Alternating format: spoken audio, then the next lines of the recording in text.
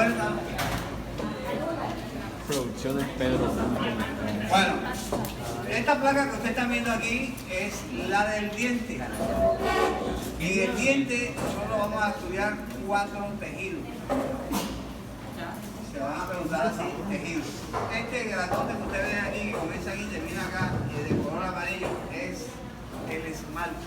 Se coloca aquí, tejido, esmalte. Luego esta empalizada negra que ustedes ven aquí es la dentina. También igualmente se pregunta por tejido.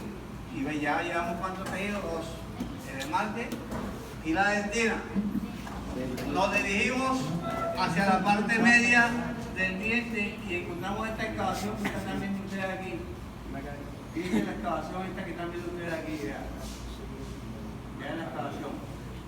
Ahí se guarda un tejido que es la pulpa dentaria. Ustedes se ponen aquí tejido, pulpa dentaria. Siempre va a estar alojada en la pulpa, ¿cómo es? En la cámara pulpar. ¿Culpa de qué? Pulpa dentaria. Se pregunta como tejido. Y el último, fíjense que yo voy por todos los huequitos de la cámara pulpar, por todos los huequitos, por todos los huequitos, por todos los huequitos, y llego hasta la raíz. Hasta ahí se acaba en un orificio. Este orificio que ustedes están viendo aquí es el agujero apical. Todo este huequito que está aquí es por aquí por donde entra el paquete vascularioso al diente. Se lo pongo para que se orienten y que cuando están viendo ustedes eso ya están a nivel de la raíz. ¿Por qué? Porque aquí se va a ver un último tejido, que es este que está aquí, que es el cemento. Tejido, cemento. ¿Ustedes fíjense cuántos tejidos vimos? El esmalte, la dentina, la pulpa dentaria y el cemento. O sea, la única diferencia entre el cemento y el esmalte es la ubicación. Es la ubicación. Es la ubicación. Y siempre tiende a ser mucho más delgado que el esmalte. 2. Vamos a estudiar ahora los elementos que constituyen a cada uno de los tejidos, estructuras que podemos encontrar en los tejidos. En los tejidos ya señalados. Bueno, otra vez regresamos al esmalte. Vean que curiosamente vemos unas líneas negras seguidas de unas blancas, unas negras seguidas de unas blancas y así sucesivamente. Si yo señalo la negra y pregunto por la estructura, son las estrías de Rexus. Estrías de Rexus. Y si pongo la blanca, que será aquí, seguida de una negra, son como estructura bandas de Sergio. Bandas de Sergio. Vean esta línea que está aquí, que divide el esmalte de la dentina, que es la línea amelodentinaria como estructura. Se va a colocar aquí en toda la mitad de estructura. Línea amelodentinaria. De la línea amelodentinaria salen unos vellitos, como unas motas. Vean la mota esta que sale de aquí de la línea. Son los penachos del esmalte. Se pregunta cómo, como es estructura. Entonces fíjense todas las estructuras que podemos ver nosotros a nivel del tejido de esmalte, que es la parte blanca que nosotros podemos apreciar en un diente. Tejido, esmalte, estructura, estrías de Rexus, la blanca, estructura, banda de Ceres, estructura, línea melodentidaria, estructura, penachos del esmalte. Si nos vamos hacia la dentina y ya no preguntamos por tejido, sino por estructura, son canalículos dentinarios. Canalículos dentinarios. Entonces, fíjense cómo van a responder. Me he dado cuenta que en el momento de calificar el estudiante tiene idea, pero quiere hacer trampa y colocar como respuesta la que él le da la gana. Por decir algo, pongo estructura y me sale diciendo dentina. Señor, yo no estoy preguntando por tejido, sino por estructura. Y es lógico, le pongo mala nota. Entonces después viene a reclamarme cuando tengo el examen de que eso él lo tenía bien. Lo tiene mal porque él está contando lo que le da la gana y no lo que yo quiero. Ya, ok. Seguimos hacia la parte media, que ya ustedes más o menos ya se la había mostrado. Aquí. Si yo pregunto aquí, estructura es cámara ¿qué?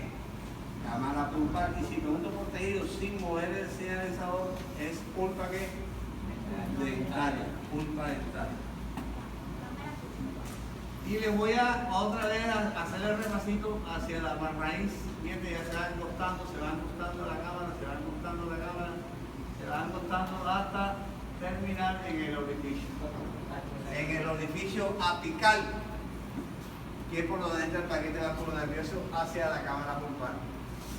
Cuando ustedes le hacen un tratamiento de conducto porque tienen un acceso de una muela, ustedes llegan con tronco de dolor donde el odontólogo, es lo que hace un tratamiento de conducto. Un tratamiento de conducto que es hacer una perforación y llegar con una cosita que dan vuelta ahí así a drenar totalmente el contenido del paquete vascular nervioso. Por eso usted cuando lo bajan de la silla lo pueden levantar martillo, no tiene nada de dolor a nivel de la muela.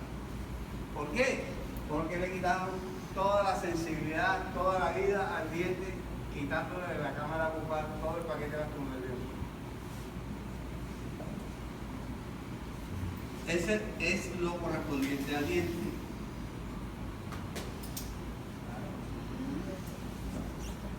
Ahora vamos a estudiar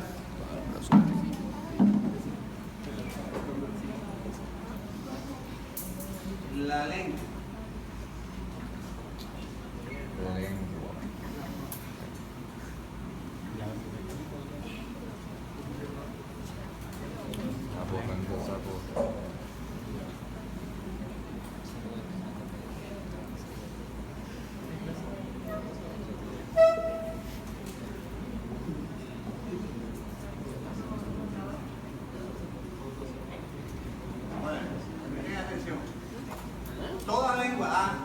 Cuando vayan a pedir sus cajas de placa van a notar que en las cajas de placa hay dos placas de lengua. Es verdad, porque van a haber dos placas. Hombre, porque hay dos tipos de corte. Está un corte realizado en la punta de la lengua y está un corte hecho o realizado en la parte dorsal, en una forma transversal. ¿Quedó claro? Este corte es de punta. Se cogió la punta porque van a haber estructuras que en la parte del corte dorsal no la va a haber. ¿Ves? Por eso hay que estudiar la lengua en dos tipos de cortes diferentes. Pero en todas las placas de lengua van a ver, la lengua va a tener dos superficies. Una superficie dorsal, que es esta que yo muestro aquí, esta que está aquí, y una cara ventral, que es la que está debajo de la lengua. Entonces, ¿cómo sé yo que es el dorsal o el ventral? El dorsal siempre va a tener un borde irregular, como que están viendo ustedes aquí. Y igualmente va a tener un tejido como el que ustedes ven aquí, que es el estratificado plano no queratinizado. Entonces yo preguntaré aquí, ¿qué estructura es esta? Todo esto que está aquí es la cara dorsal de la lengua. Ahora vamos a ver la cara ventral para que ustedes vean la diferencia entre una cara dorsal y una cara ventral. Veanla. El epitelio, que es el mismo, estratificado plano, no queratinizado, porque no tiene queratina en su superior, no tiene ninguna irregularidad. Es plano como lo dice en su nombre, estratificado plano, no queratinizado. Esta es la cara ventral. Entonces, si yo preguntaría aquí, tejido localización. ¿Qué tejido es? Estratificado plano, no queratinizado. ¿Y dónde está localizado? Ustedes ya están apuntando al sitio específico donde estoy señalando. El que me diga lengua, les puedo usar una vez. Ahí no va a perder lengua, ahí va, ya, no, lengua, todo el globo. Entonces tiene que decir exacto, está localizada en qué cara, en la cara ventral de la lengua. Entonces nos dirigimos otra vez a la cara dorsal.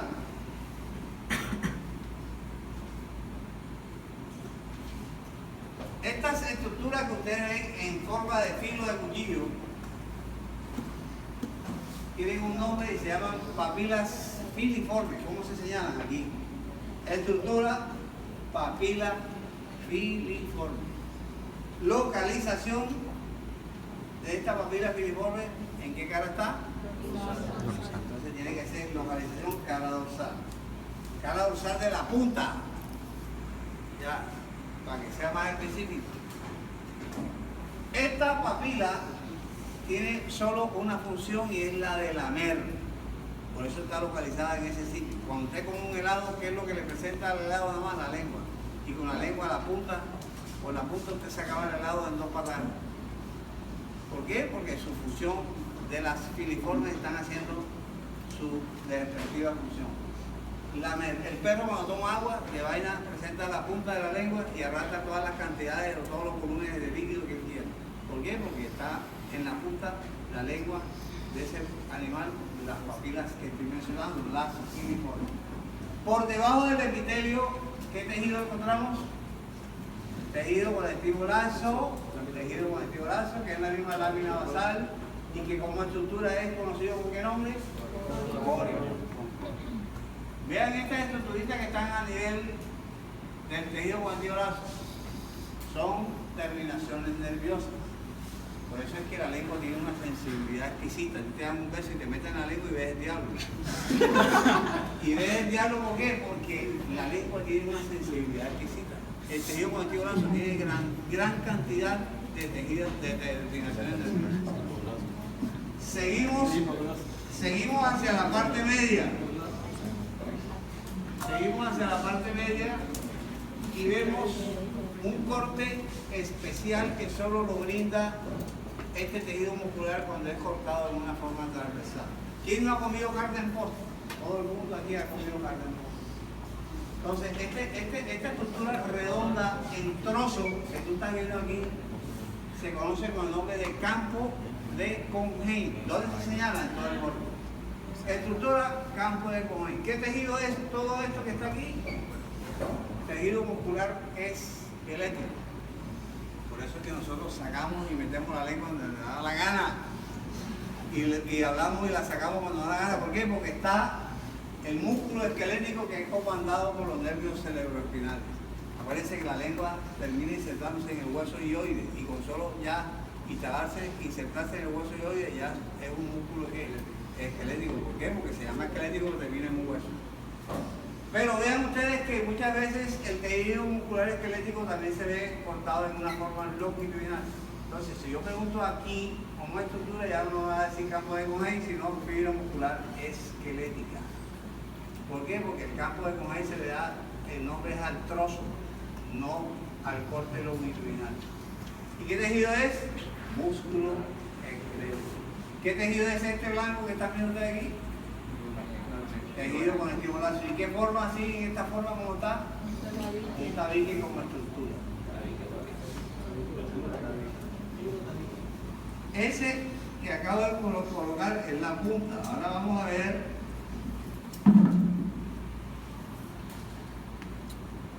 la parte media.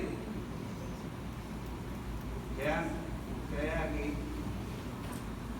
Vamos a poner la cara ventral para que vean ustedes que es igualita. Vean, mira el sangre que es, ¿cómo es? Una arteria bárbara. Por eso es que la lengua es bastante vascularizada. Usted se muerde la lengua y bota sangre a la rata, porque es bastante vascularizada. Mire el tronco de arteria bárbara que hay ahí.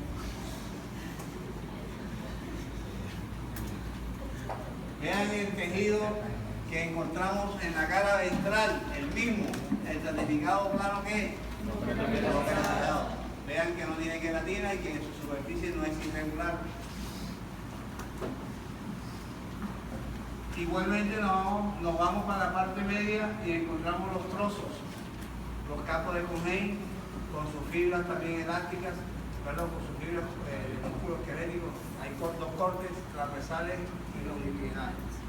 Y nos vamos para la cara dorsal, vean las irregularidades. Entonces aquí vamos a tratar de estudiar dos tipos de papilas que en la punta no se veían. Y es la papila fungiforme y la papila filiforme. Fungi y fili. Entonces, vamos, ¿cómo la estudiamos? Fácil. Si nosotros la parte más alta de esta papila la medimos con una cinta métrica y la trasladamos hacia su base, donde está adosada la papila, vemos que su base es mucho más delgada que su parte apical. Por lo tanto, estamos ante una papila caliciforme. Su base es mucho más angosta que su parte más alta. Papila caliciforme. ¿Dónde se señala? Aquí, afuera. Estructura en todo el borde. Papila caliciforme. A diferencia, esta que están viendo ustedes aquí, yo cojo la misma cinta métrica y mido su parte apical con su base, es igual. Entonces, esta es una fundiforme. Esta estructura que ustedes van a ver aquí en esta cara lateral son botones gustativos que solo se dan en las caras laterales de estas dos papilas, de la cali y de la funda. Acuérdense que en la fili no mostramos los botones porque ahí no los hay. Su función es la de lamer. Él no aporta ningún botón gustativo. El botón gustativo siempre buscan ustedes en las caras laterales de estos dos tipos de papilas que acabo de señalar.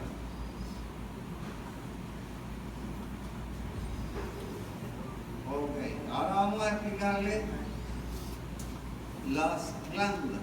Son muchas las glándulas que nosotros tenemos salivales. Solo vamos a hacer mención de las tres que ocupan un mayor espacio, que tienen un mayor volumen. ¿Y cuáles son? La parótida, la submaxilar y la sublingual. Todos sus conductos van a desembocar en la boca, aportando su granito de arena, y es la salida que la glándula produce.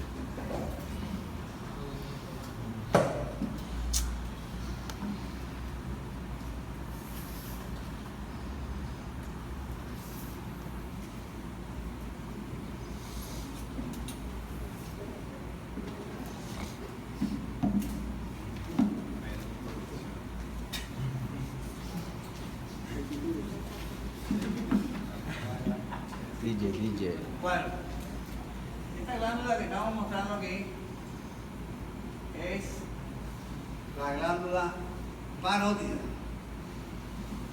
La glándula parótida es la más grande de todas las que he mencionado. Es más grande que la submaxilar, es más grande que la sublingual. Es muy fácil de conocer por sus dos componentes, por sus dos elementos que la constituyen. Y es el tejido adiposo, vean las catalonitas, las colmenas de abejas que ustedes ven aquí, tejido adiposo constituido por células adiposas y los acinos glandulares de tipo seroso. Todo esto morado que ustedes están viendo aquí son acinos glandulares de tipo seroso, entremezclados con adipocitos que integrados o sumados forman ¿qué tejido? Tejido adiposo. Los que tengan la oportunidad de estar en el anfiteatro, díganle a su profesor que le señale una glándula parótida y van a notar que su superficie es bastante amarilla. Y es bastante amarilla porque es rica en este tejido que acabo de mencionar, el tejido adiposo. Entonces, si tenemos que el 99.9 de la constitución de esta glándula es un ácido seroso, ¿qué tipo de saliva le va a aportar a la boca? Espeso. Una saliva serosa. ¿Por qué? Porque su mayor componente, que es el ácido, solo produce eso nada más.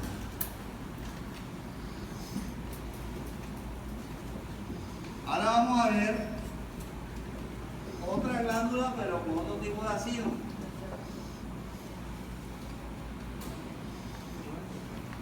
Esta es la submaxilar.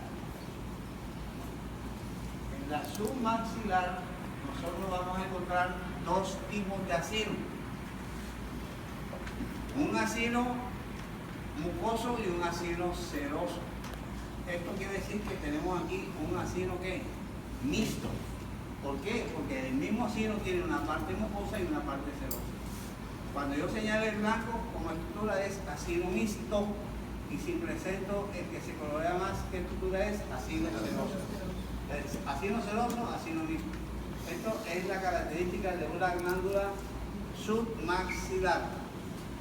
Ya teniendo el componente mayoritario, que son acinos mixtos, ¿cómo creen ustedes que ese tipo de saliva va a secretar hacia la cavidad oral? Una saliva mixta. ¿Por qué? Porque su acino lo facilita. ¿Por qué? Porque tiene en su interior dos tipos de acino, un acino seroso y un acino que mucoso. Y por último, vamos a poner la última glándula,